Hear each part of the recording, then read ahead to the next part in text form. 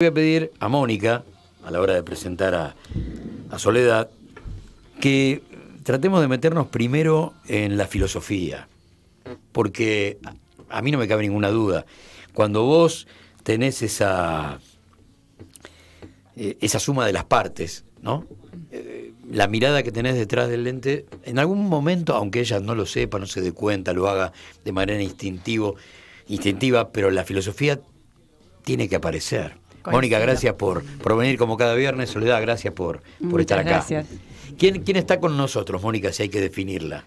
Bueno, yo la conozco desde hace unos años porque Sí. he colaborado algunas veces con un medio donde ella trabajó. Uh-huh.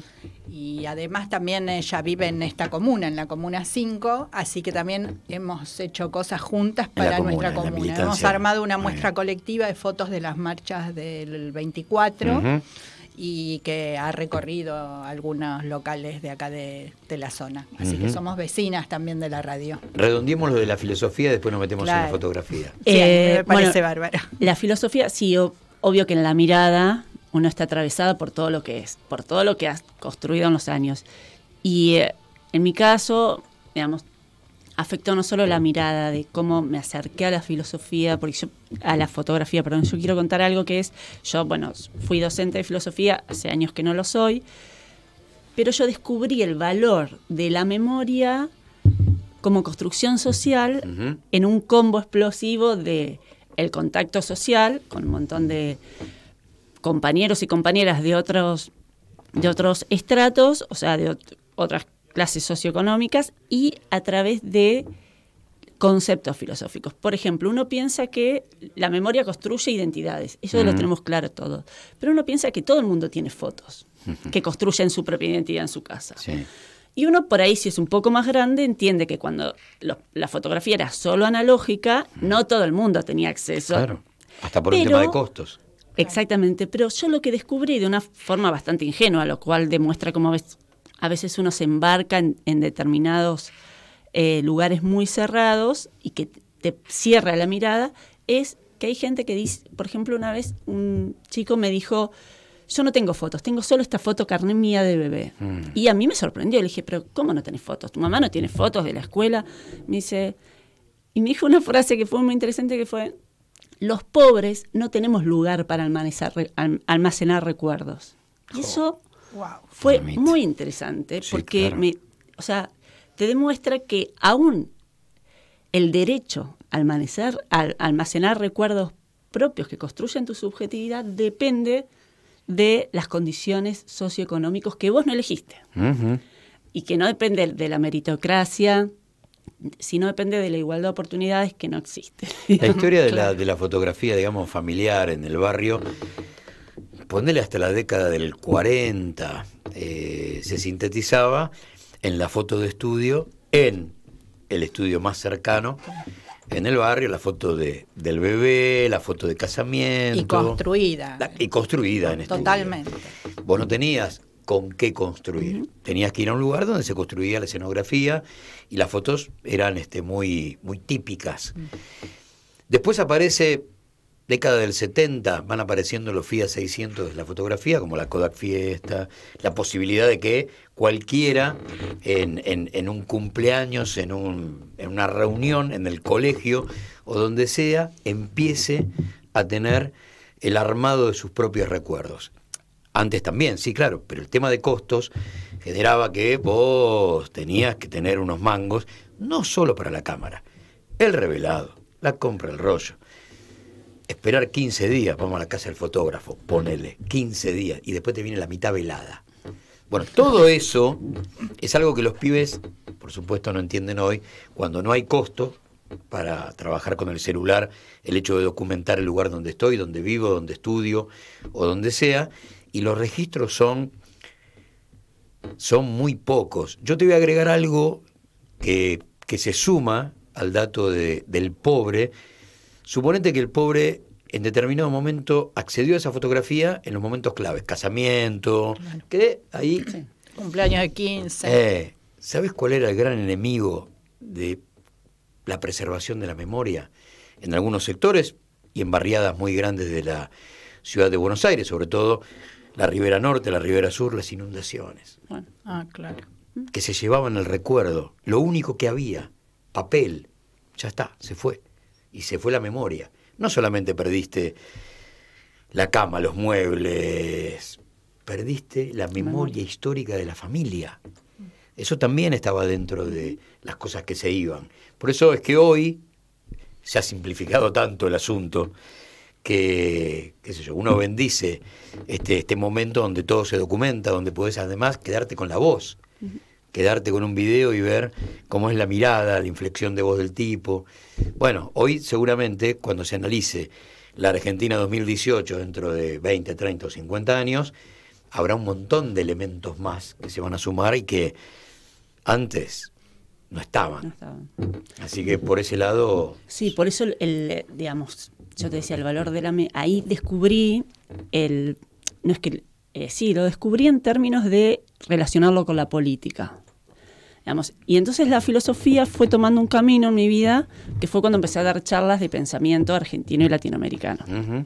No, porque donde pasaba que uno en la facultad veía muy poco de Jauretche, muy poco de Scalabrini, y Sí, claro. uno se da cuenta que esta sociedad, nuestra sociedad, la teníamos que pensar con personajes, pensamiento argentino, porque somos muy difíciles. Y cuando vemos las noticias y lo que pasa hoy, vemos que somos muy difíciles de claro. entender. Entonces, eso se vio reflejado después en mi trabajo de fotoperiodismo. Por eso, cuando Mónica habla de mi trabajo anterior, que era en Infojus Noticias, para mí fue muy importante en esa agencia tener como jefe a Sergio Goya, un reportero gráfico muy reconocido, que tiene una mirada muy comprometida en nuestra tarea. Uh-huh. Digo, el fotoperiodismo construye la mirada y la memoria del país. Infojus es un acto revolucionario, Lo intentó. ¿no? Bueno, fue parido, existió. Sí, fue construido. Fue construido.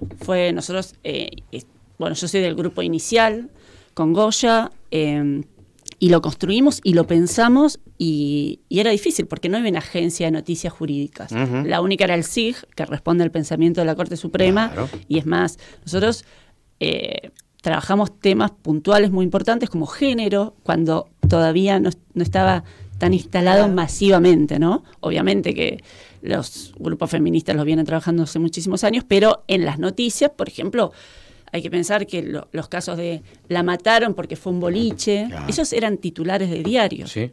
Desde Infojus Noticias y desde las compañeras que trabajaban género, se empezó a discutir eso. Digo, tenía esa mirada. Y desde la fotografía, desde el fotoperiodismo, también no teníamos una mirada inocente. Uh-huh. Nosotros hacíamos trabajos sobre lesa humanidad que buscábamos representar la mirada de la lucha de los organismos de derechos humanos por memoria, verdad y justicia de hace 40 años.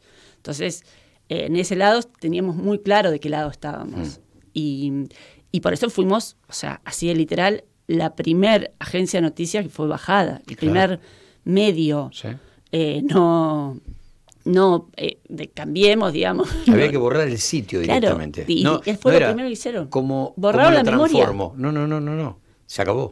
Es que por eso digo el valor, nosotros no podemos ser ingenuos. Cuando nosotros construimos una mirada fotográfica sobre un hecho, es memoria es archivo. Entonces, lo primero que hizo Cambiemos cuando asumió fue dar de baja el archivo nuestro de las noticias, de todas las noticias. A mí me llamó, nosotros hicimos un trabajo con nietos y me llamó Victoria Montenegro y me dijo, bajaron, no encuentro, y todo el mundo nos llamaba para preguntarnos qué había pasado ¿bajaron esta nota? Y sí, bajaron todas. Después, por toda una movida, tuvieron que recomponerlas en una página, pero quedó fuera igual porque si vos linkeás y ponés cualquier cosa, no sé, Olimpo, Infojus Noticias, te lleva al link vacío. Entonces, lo sí, que incluso lograron con las notas con colaboradores externos, que fueron todos, fotos sí. de mi archivo, que colaboré con varias Sí, notas, tampoco están esas notas. Las primeras notas igual fueron muy, muy ideológicas en este sentido. Por ejemplo, primero que borraron fue Iron Mountain. Claro. Las notas, nosotros fuimos uno de los primeros que denunciamos el vínculo, porque por el trabajo de los compañeros redactores, periodistas, ¿no? Pero digo, no es que, porque esta mirada de naif, de que no saben qué hacer, no es así. Y también fueron los primeros que nos instalaron como que nos echaban y nos vaciaban por ñoquis. Sí, Claro. claro. digamos. Uno es una deformación profesional, pero uno la recibe con mucho agrado cada vez que aparece y es casi sin solución de continuidad el hecho de estar linkeando frases, palabras. Vos fijate, los tipos bajan a Iron Mountain, que por supuesto tiene una directa relación con las más de 4.000 cuentas del HSBC, más todo el resto del mundo financiero que guardaba ahí sus secretos. Entonces, cuando aparece el tema y uno observa que antes tuvo, creo que son 5 incendios en todo el mundo, o 4, en realidad, ¿cómo puede ser que esa empresa que guardaba tu documentación siga creciendo si lo que hacía era quemarlos? Bueno, en realidad su laburo era quemarlos. Claro. Ahora, ¿cómo cierra todo esto para ver, mirá desde dónde partimos para ver a dónde llegamos? ¿Cuál es la crueldad del formato de ejercer el poder que tiene Cambiemos? El último 1 de mayo, Mauricio Macri le llegó una docena de facturas al Regimiento de Bomberos Voluntarios de Vicente López, cuando todavía no me explicaste por qué se fueron 11 o 10 personas. Sí, bomberos, Entre bomberos, que murieron creo que 8, si no recuerdo mal, después los más eran de defensa civil, y después hubo suicidios de los bomberos voluntarios que sobrevivieron. Sí, sí, sí. Por lo tanto, ese máximo de crueldad, nosotros en su momento lo analizamos por 2 vertientes. Primero por Iron Mountain, listo. Y vos como bombero voluntario, ¿cómo le abrís la puerta? Punto 2. Pero bueno, ponele, qué sé yo, no te queda otra, viene Jorge Macri, junto con él estás en la comuna donde vive el presidente de la nación y es gobernada por su primo. Está bien, ponele, está complicado el asunto. Pero el presidente de la nación elige el 1 de mayo pasarla en un lugar donde el pibe no cobra por trabajar. Sí. O sea, ya está. Está todo el combo. Está todo el combo. Y llega con una docenita de facturas a un lugar donde como mínimo se tendría que estar venerando, como en cualquier cuartel de bomberos voluntarios de la Argentina, a los mártires de Iron Mountain, que la verdad murieron solamente para resguardar el secreto de 4 o 5 de las entidades financieras multinacionales más importantes de la República Argentina, o que habitan en la República Argentina. Qué sé yo, uno Que a veces... ya tenía antecedentes, porque en Canadá también. Por eso digo, había 4 incendios, Estados Unidos, Canadá, Gran Bretaña, y el otro no, creo que es Australia. O Sudáfrica. Bueno, y todos en realidad habían zafado porque ninguno había habido víctimas. Claro. No, y acá además las pericias demostraron que fue intencional. Claro, por y un supuesto. vecino, en uno de los días que yo fui a cubrir, también lo cubrió toda la agencia, nos repartíamos, porque fue un trabajo de varias horas, un vecino había agarrado papeles que volaron y decían HSBC. Sí. Los papeles quemados. Estaba clarísimo. Así que era como inocultable. Y pensando un poco en cuando planteabas la editorial al inicio, esto de que les queda chicos como 2 talles la democracia, y me parece que por eso atacan los medios, porque no es menor, porque no quieren mostrar las contradicciones. Ellos quieren una democracia que sea dibujada, digamos, el esquema. Formal. Una democracia formal. Y viste cuando haces las líneas muy simples, porque no quiere mostrar las contradicciones que hay. Gobierno es bien o mal, siempre hay contradicciones, pues si no, no sería la democracia y intereses en pugnas. Y me parece que por eso es tan importante cómo nos atacan, no solo a los periodistas en términos generales. Nosotros el año pasado fue la primera vez que volvimos a hacer, después, nosotros digo los reporteros, el colectivo de reporteros y reporteros gráficos, por primera vez pasamos a ser sujetos de represión. Directa, digamos. No es por casualidad, porque rebotó la bala de goma. Y creo que eso apuntó también a intentar frenar, censurar nuestra mirada, decir, bueno, tengan cuidado. ¿Cómo respondimos? Con un camarazo quejándonos frente al Congreso y ARGRA, la asociación que nos nuclea, sacando un protocolo. Nosotros tenemos que salir, o sea, empezamos a salir a cubrir con un protocolo de seguridad. Es algo impensado hace muchísimos años. Y son imágenes que nos llevan casi directamente a la última dictadura. Totalmente, ¿No? El robo de la cámara para quedarme con tu documento era lo que uno siempre observaba en todo lo que era la cobertura, básicamente del 80 para acá, donde se empiezan a abrir algunas ventanas y la democracia ofrece algunos flancos que hasta ese momento no existían, digamos, entre el 76 y el 80, el periodo de Videla, eso era, a nadie se le hubiera pasado por la cabeza. Pero del 80 en adelante, Viola, Galtieri, Viñones después, uno encuentra distintos resquicios con una CGT que empieza a estar en la calle, con una cantidad de factores, con la multipartidaria a nivel político, que entonces sí, hay marcha y hay fotógrafos. Y a partir de ese momento la imagen de la Cana saliendo a cazar fotógrafos, a quedarse con el rollo o a quedarse con la cámara, era casi el final obligado, era como ceremonial, como si hubiera un ceremonial de la represión y el último paso eran los fotógrafos, quedarme con ese documento. Sí, pero además ya en la Constitución, digamos, de la profesión está armado de tal manera que los fotógrafos, o sea, todas las imágenes están en manos de los medios o de las agencias, o sea, en poder del poder. En poder del poder.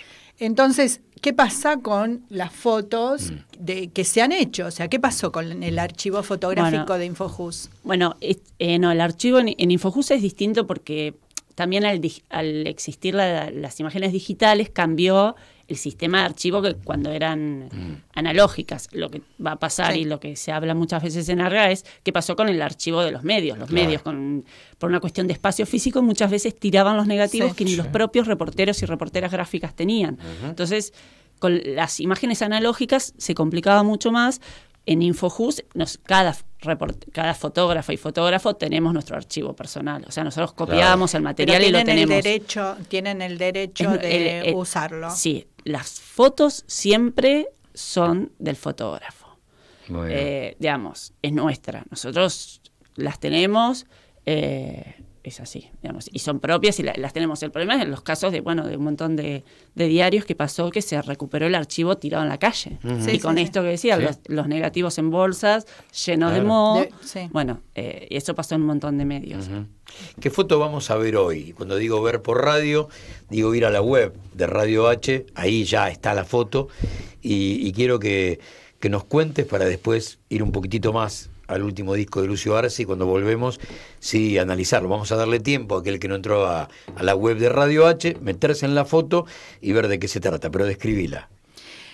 Bueno, elegí esta semana un trabajo que está realizando ahora Sol, que es cubrir lo que va pasando dentro del Senado, porque está trabajando dentro del Senado. Y me pareció muy interesante tomar esta fotografía que es de Juana Garay, que es una alumna del Nacional Buenos Aires. La presidenta del Centro de Estudiantes. Y que hizo una exposición. Yo la escuché, pero me parece muy interesante porque, yo vengo cubriendo las acciones de las mujeres por la ley de aborto, o sea, por varias causas, digamos, que empezaron a partir antes de la democracia, pero empezaron en la calle a estar las mujeres exigiendo derechos ya en el primer 8 de marzo del 84. Y lo tengo testimoniado. Ser más justos todavía en el marco de gritar derechos de las madres para acá. Claro, sí. Grito. Pero con el tema, como estamos con el tema de la ley de aborto, ya en ese momento yo tengo registrado pancartas con el reclamo por una ley de aborto. Y a mí lo que me parece muy interesante es en el punto, ¿no? La evolución de todo este reclamo, digamos, que haya llegado al Congreso y que ahora se esté debatiendo en el Senado y que una alumna del Centro de Estudiantes del Nacional Buenos Aires exponga en el Senado. A mí me parece de una fuerza increíble y realmente de un crecimiento democrático muy importante. Entonces, esta foto me parece que es como que corremos por dos sendas distintas paralelas, ¿no? Tenemos una realidad de crecimiento democrático que nos demuestra este debate y por el otro lado tenemos la gente que le queda la democracia dos números más chicos. Así que esto me parece muy, muy importante esta foto. Tal es así. A ver, que nos cuente un poco qué es lo que está viviendo ella como testigo de lo que está pasando. Y la foto la puede detallar ella también. Está Juana exponiendo, Sí. y están los senadores escuchándola. Está la bandera Ujú. argentina, está el encuadre mostrando que es el Senado. Y yo quiero decir que ahí no está Telam. Digamos, Muy bien. los que Muy trabajamos bien. en el Congreso, había un compañero antes, bueno, estaba un compañero que falleció el año pasado, Sturla, y este año está otro compañero, Osvaldo, que son fijos. Ujú. Él hace su trabajo en el Congreso, Cámara de Diputados y Senado a la vez. Bueno, hace un mes, 30 días, que Osvaldo No está. Telam no muestra a todo el país lo que pasa en el Senado. Ujú. Lo quería decir. Muy El bien, dato porque que- ayer también, perdón, expuso también una jovencita De Salta. Bien. también. Y entonces a Salta no le llegó Ujú. La foto. la Sí. foto, salvo que la senadora de Salta o senador de Salta haya contratado un fotógrafo, ¿no? Yo lo que quiero le decirte es que mande. te tenés que quedar tranquila porque todo llegó a Salta porque la chica de 16 años esta mañana contó que fue echada del colegio por su testimonio. Ah, Por bueno. eso ahí están las dos calles, ¿no? El pueblo intentando que la democracia sea más real que formal, y la derecha, a la que siempre le quedó incómoda la democracia, expuesta a través de la oligarquía salteña, que en este caso es medieval y que generalmente es como mínimo colonial. Pero cuando hablamos de aborto directamente es medieval.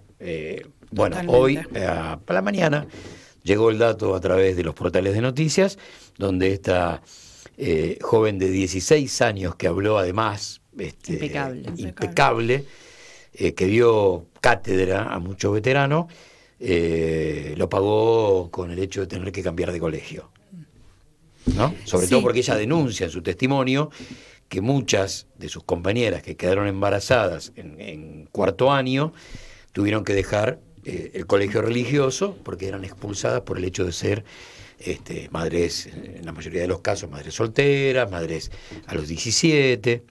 Ella en su exposición a mí me pareció muy interesante, tanto Juana el día anterior como ella el miércoles, en el segundo día de plenaria, que es que dijo, porque aparte remarcó que le dan educación para el amor, no aplican la ley Exacto. nacional de ESI, de educación Sí. sexual integral pensada con diversidad sexual, científica, laica, Sí. sobre todo laica, porque hay algo que dijo también, es que en los colegios salteños, tantos públicos, se da educación religiosa. Claro. Tienen feriados los días, o sea, y es impensado. Entonces, me parece muy interesante porque, y además ella cuando terminó su discurso, que hablaba siempre de estudiantes, mujeres y varones, compañeras y compañeras, aclaró, porque en un momento dijo nosotros, y hubo como un ruido. Entonces dijo, cuando terminó su exposición, y me pareció muy importante porque Juan el día anterior había dicho, comandamos la revolución, y es lo que están haciendo. Están comandando una revolución increíble. Cuando Peñalba dijo, creo que es Milagros, Peñalba sí. dijo, bueno, y no hablé con lenguaje inclusivo porque la diversidad en el Senado, de los senadores y senadores, no lo justifica, pero me hubiese encantado poder hablar con lenguaje inclusivo. Qué bárbaro, qué bárbaro. Sí, en realidad en mi elección de la foto, o sea, las dos me parecieron un gran testimonio del momento, pero en la foto donde está Juana se ve toda la escenografía del Senado, y entonces me pareció como foto que está mostrando lo que está pasando, me pareció que era la que merecía, pero en realidad ambas dos, casi niñas, digamos, para mí son unas niñas, me da un orgullo impresionante. Sí. Y testimoniarlo, me parece que son fotos que van a quedar para la historia. Aparte, a mí hay algo, bueno, yo no subí nada de Albino, por ejemplo, el día que fue Milagros, porque me parece que, si bien entiendo y me parece perfecto que se juzgue por las barbaridades que dijo sobre el preservativo,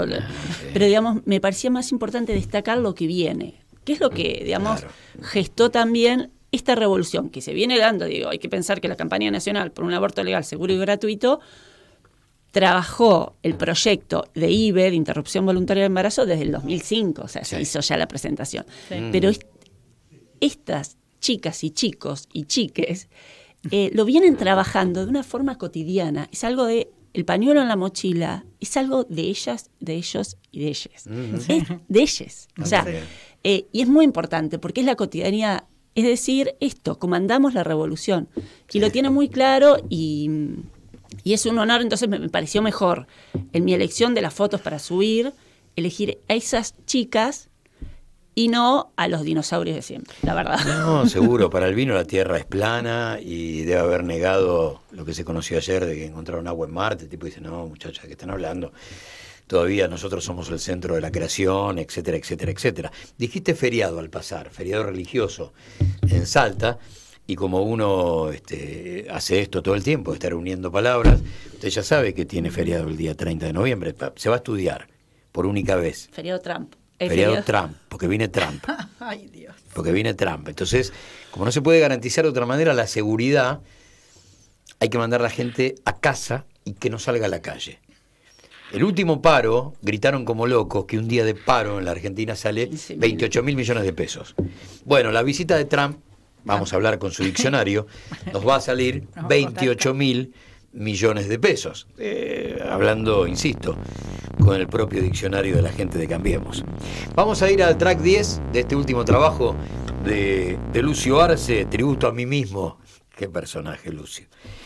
El tipo tiene un montón de poesías, ¿no? Tiene 6 o 7 discos y además intervenciones permanentes en discos de amigos. Y acá lo que hizo fue citar a un montón de tipos, como por ejemplo Jorge el Negro Latini, para cantar El ex ministro de Lucio Arce.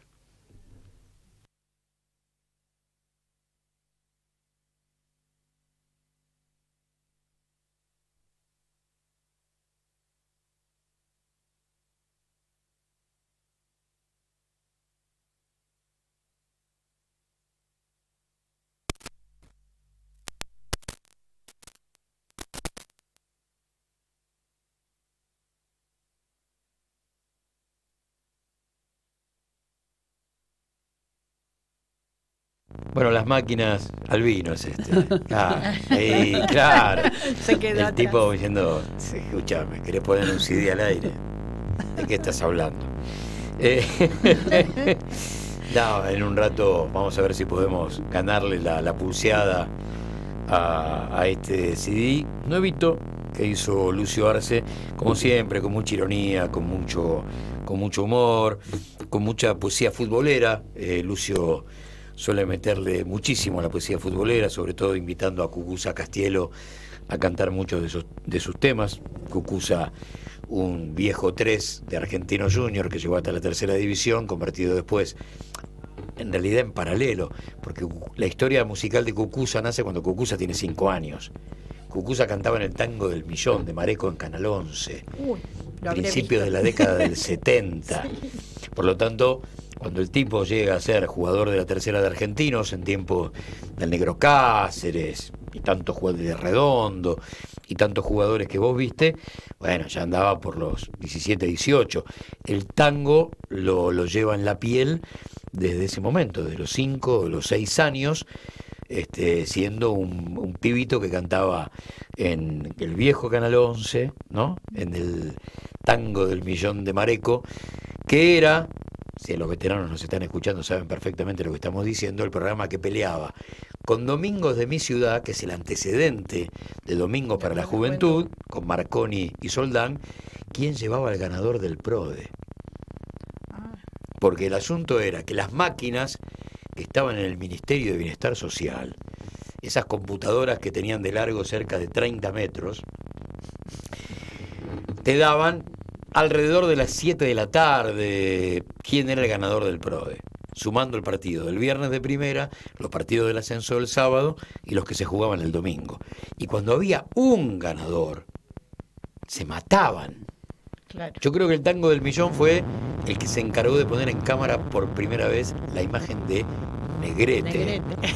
Ganador solito del PRODE, paraguayo él, historia monumental, porque después la deja Fabiana López, eran pareja, vivían en una villa de Gran Buenos Aires, y Fabiana, cuando el tipo, porque el asunto es así, todo esto porque estamos buscando la posibilidad de darle sonido a este compa que se resiste. El asunto es así, el tipo gana el PRODE, no me acuerdo, 300 millones de mangos, 3 millones de mangos, una cosa por el estilo. El embajador de Paraguay lo agarra del cogote. No, papi, esa cifra allá. Hacemos algo, ponemos una granja, una chacrita, lo que vos digas. Y el tipo se va y queda acá Fabiana López solita, tirada. ¿Qué hace Héctor Ricardo García? En ese momento, el director el dueño de Canal 11, ¿no? Al margen de ser también el dueño de Colonia y el dueño por supuesto, de Crónica. La transforma en actriz de telenovela un añito. Sí. Todo eso, si mal no recuerdo, año 1972. Y ahí cantaba Cucuza. Mira todo lo que... Ahora, tratemos en la medida de lo posible, pero ya que hablamos tanto de Cucuza, fíjate si podemos ir con el track 4, que es el que canta Cucuza. Así que ya que hablamos tanto de él, que está festejando los 11 años de regreso al tango en el Café El Faro, en Villa Urquiza, que es su lugar, su reducto, el lugar donde el tipo monta siempre sus espectáculos para después sacarlos del Faro y llevarlo a cualquier escenario. ¿Está por ahí Cucuza? ¿Está por ahí Lucio Arce? Tributo a mí mismo. Dale.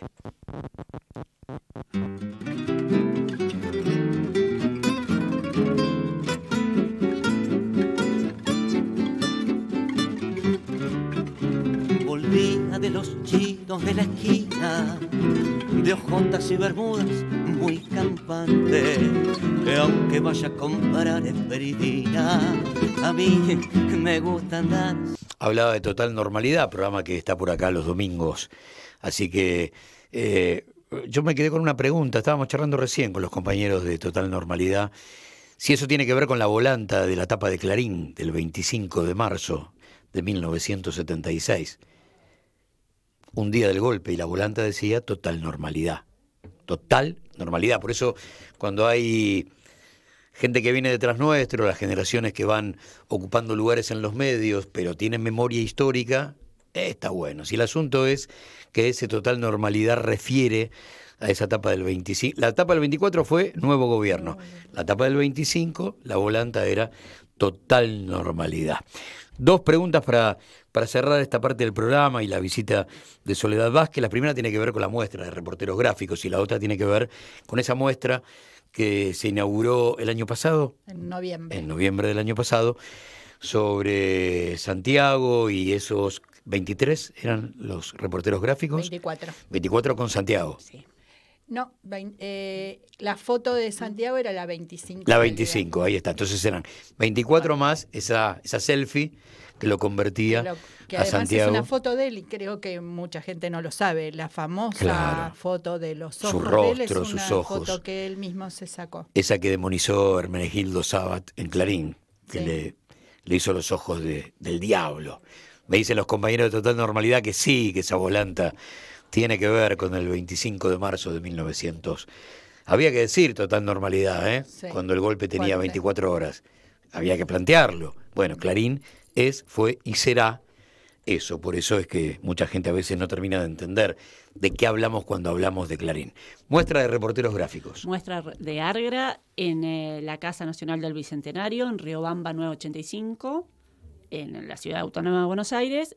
Está hasta el 12 de agosto, inclusive desde los martes a los domingos de 14 a 20 horas. Uh-huh. ¿Pero qué es? Contá un poquito claro. Qué es. Bueno, es la muestra, la primera muestra se hizo en 1981, le hicieron por fuera de Argra un grupo de reporteros gráficos que decidieron mostrar, en la dictadura aún, lo que no se podía mostrar en los medios. Claro. Y ahora sigue siendo un poco el espíritu de las muestras, porque las fotos que se seleccionan para las muestras, las mandamos las y los reporteros gráficos. Uh-huh. Es decir, que es el material que tal vez trabajando en un medio, que sabes que esa foto no la va a publicar, o sí, pero digamos, vos elegís mandar tu mirada sobre lo que fue el año, en este caso 2017. Se mandaron 320 fotógrafos, reporteras gráficas y reporteros gráficos mandaron alrededor de 3.150 fotos. De ese material quedaron seleccionados material de 98 reporteras y reporteros gráficos y son 176 fotos las que integran la muestra. Uh-huh. La muestra tiene también presentaciones, clases abiertas, cualquier cosa pueden entrar a las páginas de tanto de Instagram como de Facebook de Argra y ahí van a tener toda la información de las actividades programadas. La muestra la visitan en Riobamba 985 de martes a domingo de 14 a 20. Muy bien. ¿Y la de Santiago? Bueno, iba a decir cuándo vuelve, pero en realidad siempre estuvo girando. Sí, la muestra de Santiago fue una propuesta entre los 24 fotógrafos y fotógrafas que veníamos registrando las acciones, las marchas por Santiago. Quedamos todos muy impactados y eso se veía en el Facebook, cómo subíamos esas fotos y en realidad esta manera de compartir las fotos es muy efímera porque al día siguiente ya hay otra cosa que está cubriendo y en cambio nosotros los fotógrafos nos quedamos con todo ese material que nos da vueltas en la cabeza y bueno, fue una forma de imprimir las fotos y exponerlas. Lo particular fue que además todos liberamos nuestras fotos y fueron subidas a una carpeta de Dropbox y en 4 tamaños distintos y en distintas ciudades de todo el país y también en Italia, en España, y también fueron publicadas en revistas en Cuba. Las imprimieron en el tamaño que quisieron y que pudieron, porque también había que tener el dinero para imprimirlas, y fueron expuestas en asociaciones, en fundaciones, en clubes, en plazas. En el sur se colgó en varios lugares en plazas, así que teniendo en cuenta lo difícil. ¿Vos estuviste en Yo estuve en un profesorado en el Bolsón. Coincidimos con la presentación de Prontuario y eso arrancaba con la muestra. Y como tuve el privilegio, vos me invitaste a ser uno de los que estaba arriba del escenario en la apertura del circuito que tuvo esa cantidad de fotos sobre Santiago en Caras y Caretas, la tenía muy clara, por lo tanto lo que hice fue como volver a ponerme con los compañeros que llevaron la muestra a contarle al público que venía, primero qué eran esas fotos y después nos fuimos al salón del profesorado a hablar del libro, pero en el Bolsón, armar la muestra. Pero además tenía otra característica. Llegábamos de Bariloche pasando todos los retenes de gendarmería. También estuvo en Bariloche. Bueno, ahí voy a meter, es muy importante el rol de los reporteros gráficos porque cuando desde el Ministerio de Seguridad negaban que Nocetti había estado presente el 1 de agosto ahí, la foto que participa en la muestra lo muestra en primera persona. Y es esto de que hablamos de que las pruebas, el registro y la construcción de memoria y sentido histórico del trabajo de reporteros y reporteros gráficos. Sí. Además, la particularidad de esta muestra es que en cada lugar se agregaban fotografías de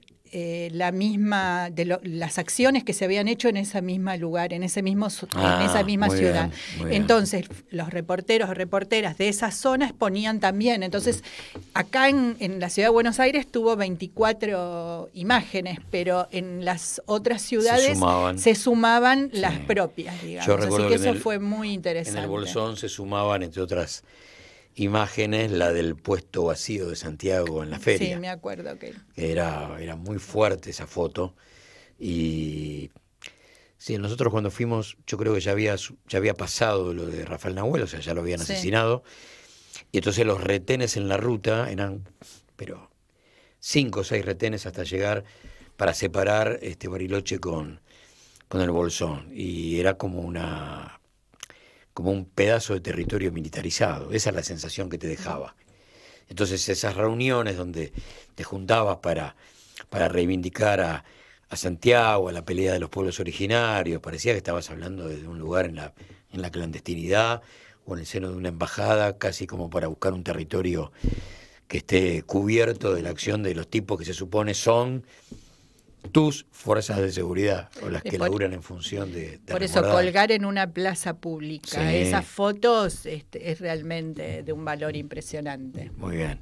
Bueno, gracias por haber venido, gracias por este arranque, como todos los viernes tiene que ver con una imagen. Diga.